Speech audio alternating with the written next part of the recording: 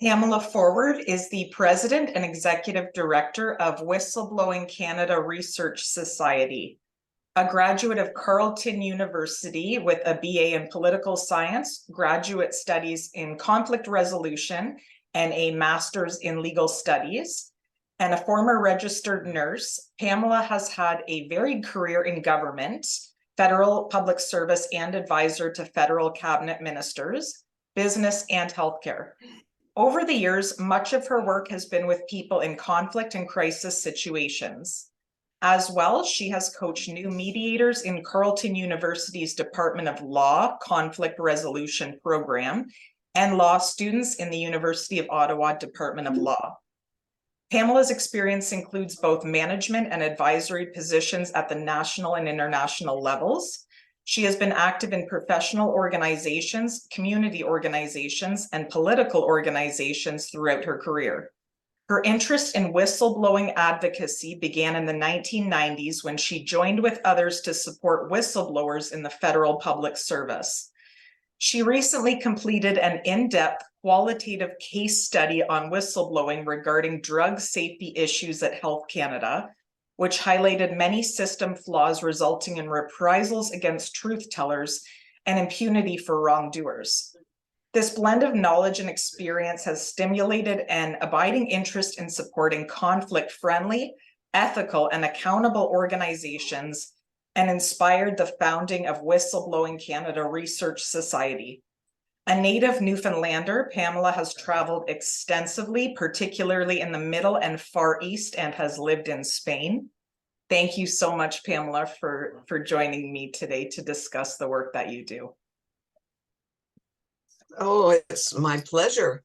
I'm just so excited to have you and talk about this. And I, not too long ago, found out about your organization, Whistleblowing Canada Research Society, and I was so excited to see the work that you're doing because I believe it's long overdue. And can we discuss a bit about the work that you do at Whistleblowing Canada Research Society? Absolutely. Where would you like to start? Maybe a little bit about the purpose of our organization? Yes, the purpose and I suppose when you started. Yeah, and you know, and what stimulated, I guess, the formation of the organization. So the purpose of the organization is to advance education and understanding of the whistleblowing phenomenon through research and sharing that information publicly to inform public discussion and policy development. So the reason, I guess, or what triggered us to do this was the results of the mention in for a master's degree in legal studies. Actually, I started in conflict studies and moved over to legal studies. So the results of that in-depth study of a whistleblowing case at Health Canada concerning unsafe drugs and how they got on the market is really what triggered us. So the research was to try and understand why reprisals occur. And I was familiar with this case from the 90s. So it had always bothered me, you know, why and how it turned out the way it did. So, so what we found really was the reason why we see reprisals and why we saw them in this organization. And from discussions with others, people tell us that these results are typical in other organizations as well.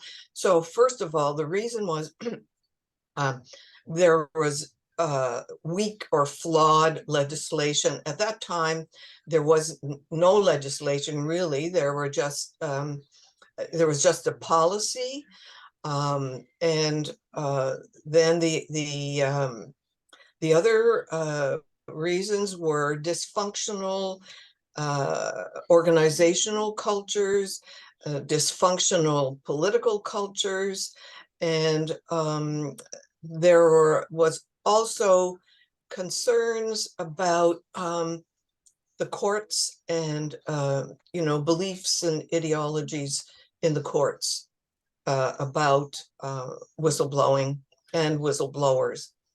So we were quite concerned because the characteristics of the organization that made us arrive at the conclusion that this was quite dysfunctional, were things like deceit, impunity,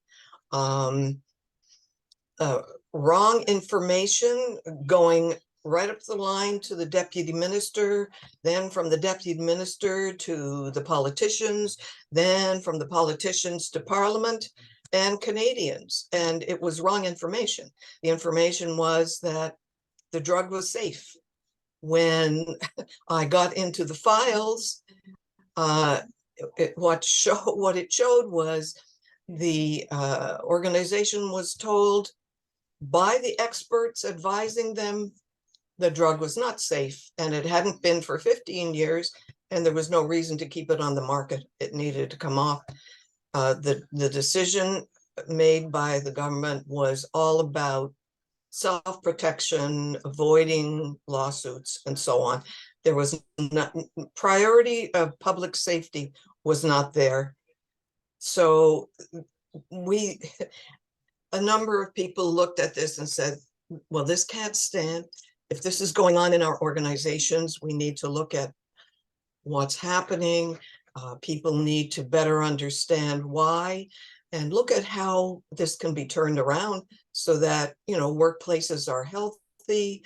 People can speak up without worrying about getting fired, or if they're not successful, that it's going to be on their heads, that, people's lives are in danger or in peril. So that's it in short, I guess. Thank you. Thank you. Actually, Pamela, I was just thinking as you're talking there, maybe just quickly, you could explain to me what a whistleblower even is. Because maybe more people are with whistleblowers than they realize. And we think of whistleblowers as, having access to huge information, but could it be something smaller than that in an organization as well? Well, it's interesting. So whistleblowers, really, it's becoming increasingly acknowledged that whistleblowers can be anybody who has access to an organization's information. It doesn't have to be necessarily be an employee. It could be, for example, an outsider receiver of services. But, and in fact, in some countries, there's no qualifiers as to who is a whistleblower. It's anybody, any person who reports wrongdoing to somebody who can do something about it, is a whistleblower and deserving of protection. But what you see is that, there are a number of definitions, and governments in Canada in particular have defined whistleblowers, or let's put it this way, the people they're willing to protect, but in fact they don't protect, and that's another issue concerning the laws. But so they define very narrowly who they will accept as a whistleblower. And at the federal level in Canada, they've decided it's just public servants, and not even all of them. Some of them have been left out. And the private sector, there's no legislation. For example, federally regulated companies, there's no legislation protecting whistleblowers or employees who raise concerns.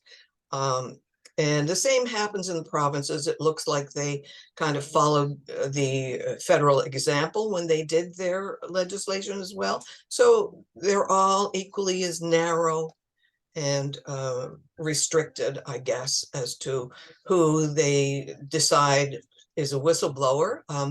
Academics say that whistleblowers are any employees, but they only, and mainly they do it because that's who they're studying, and they don't want confusion, about mixing apples and oranges, for example, looking at external and internal. So what they've really done is mostly focus on employees. So that would be internal whistleblowers.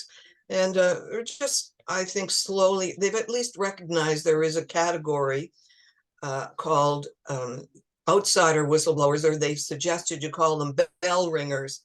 But there's not been much work done about what they experience. But we can tell you it's similar to what, from our experience, just people who call us who are in that position, they experience similar reprisals and retaliation to internal whistleblowers.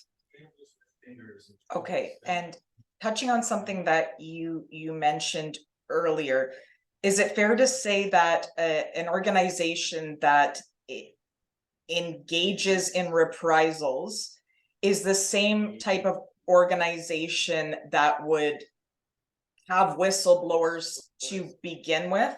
I mean, I guess what I'm saying is, if there's a whistleblower, is it generally a dysfunctional organization? So therefore it would serve that there would be retaliation and reprisals.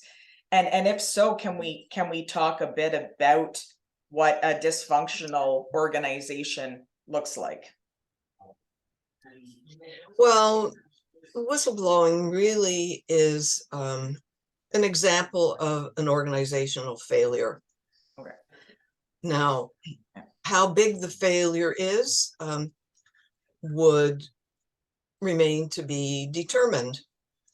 And a lot would tell us about that, depending on how they treat the whistleblower. So, if it's an organization that, something slipped between the cracks and the leaders didn't know what was going on, and it was sort of a one-time thing, they dealt with it appropriately and so on, you couldn't say it's a totally dysfunctional organization. You could say this was an event, an unfortunate event, they've taken steps to fix it and so on. Sure. However, if it's an organization where people are afraid to speak up, I mean, because, there hasn't been a public, say, explosion, or somebody hasn't gone public, that doesn't mean that an organization is entirely off the hook and functional, or that the workplace is safe, because people are often afraid to speak up. And that's the other issue. They're afraid of reprisals. And the other reason they don't speak up is because they've probably had the experience of raising concerns before and nothing happens. So why bother? So those are the two main reasons people don't speak up. Okay, and I know that you have written an article and done some videos touching on what you refer to as the dirty dozen of dysfunctional organizations. Maybe a checklist of what people might be looking out for. Can we discuss what those red flags may be, Pamela? Sure, Thank you. absolutely. And just to clarify, this work actually was initiated by academics, Jerkowitz and Giacalone. Thank you. And if anyone's interested, they can find the full reference on our website. Great. But I thought it was, particularly applicable, and it's something that if people are sincerely interested in assessing, let's say, the ethical climate in their organizations, they could use it as a guideline for assessment, right? So how did you want to go through them? I mean, I could read them and we could talk a little bit about what some of them are. Sure, that would be great. Sure. Sure. Thank Okay. you. So, first of all, there's deception. I'll just quickly zip through the list, and then you can pick out a few perhaps that you might like to focus on. So deception is one of the organizational characteristics in this list. Dependency, distrust, egoism, immediacy, impiety, impunity, inequality, inhumanity, invariance, narcissism, and obduracy. Okay. So this is a pretty horrifying list. However, these academics came to this list after years of study. Okay, there's one that really stuck out to me that you mentioned, the narcissism, because it seems like in a narcissistic culture, there's a serious invasion of boundaries. I know it's not on the list, but there's an invasion of boundaries, and also a culture of a severe paranoia, a lot of paranoia. Is that something that you have found or come across or can speak about at all? Well, I'm not, I think just about any, psychological dysfunction, could be part and parcel of narcissism. Right. I'm not particularly aware of the paranoia part, except I am aware that there is a huge tendency to, selfishness and exploiting others, Right. self-aggrandizement, and a brutish disregard for those who attract attention from oneself. So it's usually about oneself and one's needs. Now, that doesn't mean that paranoia couldn't be part of it, but that's not something that I'm particularly aware of that in this context. Okay. Paranoia, of course, can be part and parcel of so many other dysfunctional characteristics as well, like distrust and so on. If there's people don't trust each other in an organization, well, that can descend, into big paranoia, which usually is sort of an exaggeration, really, of reality. Okay. Thank you. Thank you. And Pamela, I saw a video on your YouTube channel recently, and please correct me if I'm misspeaking here, but I believe you were speaking to Parliament about Bill C-290, and that's a video that's taking off, and the necessity for this. Can we talk about what this is? And I'm also ignorant on this as well. Do we currently have laws federally to protect certain types of whistleblowers, and is there just not enough teeth and enforcement behind them? Or can we just talk, Bill, a bit about what Bill C-290 is and what it can do. All right. Yes, absolutely. So, so the first question, is there a federal law? Mhm. Yes, there is. Okay. And it's called the Public Servant Disclosure Protection Act, which is a real misnomer because it doesn't protect.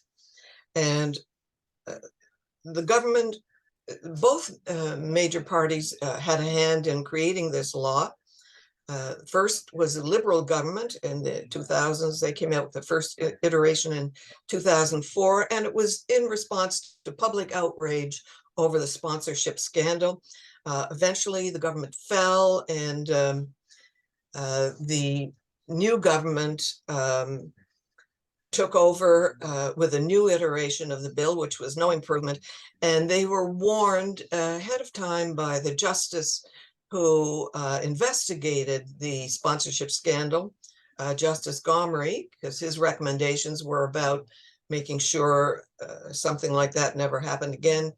He said it would do nothing to help whistleblowers. So they knew it was a law that they wanted to pass for their own reasons, but it had nothing to do with protection, because what it actually did was it controlled and suppressed. So that it didn't work. And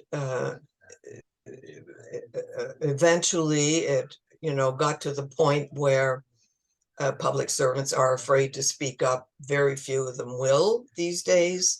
And this Bill C-290 is the first sincere attempt that we have seen in years to improve things for whistleblowers. It was brought forward by a new member of Parliament, interestingly, who we spoke with him when we found out about the bill and asked him why did he come forward with these amendments.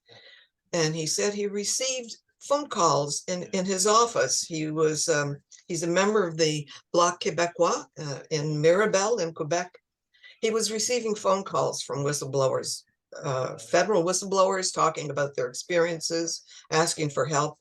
So he looked at the law and he was quite frank and honest with us. He said, look, I'm not a lawyer, I'm an economist. But he said, even I could tell, the flaws in this bill. So, and he was right.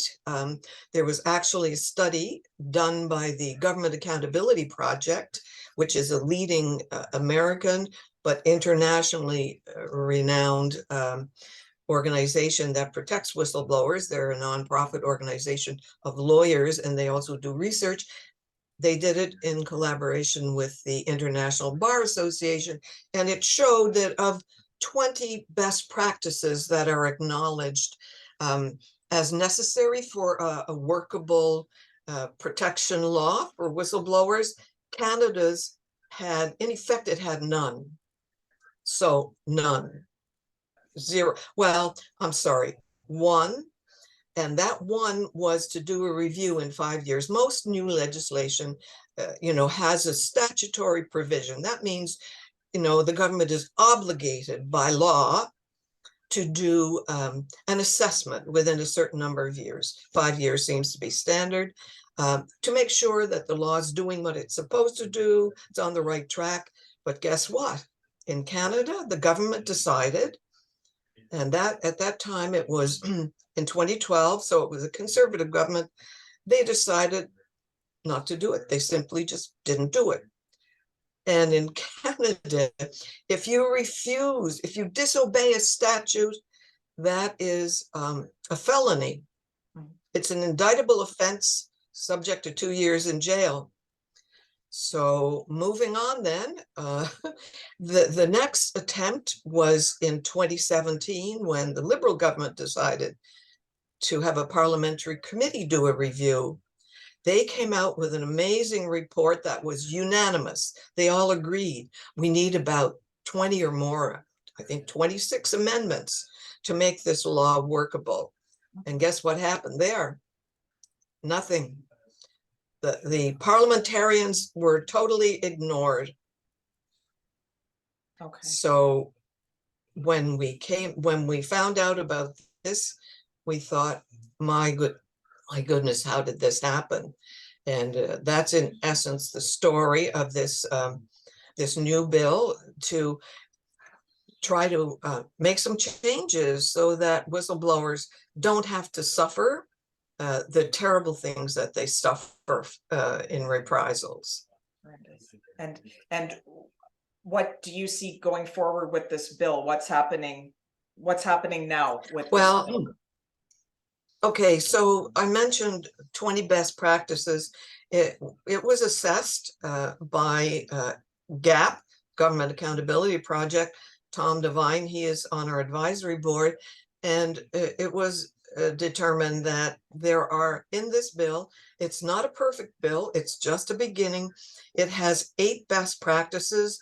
We were there. You mentioned the video. It was my opening statement to parliamentarians. It's the committee that's looking at the bill. So it's the legislative process consists of 3 stages.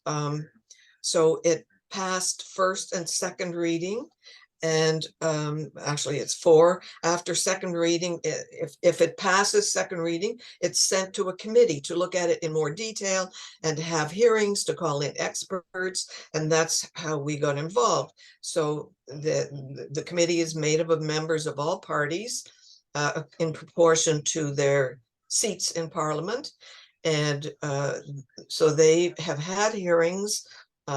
Next in the process will be a clause by clause review, which will take place in the coming weeks.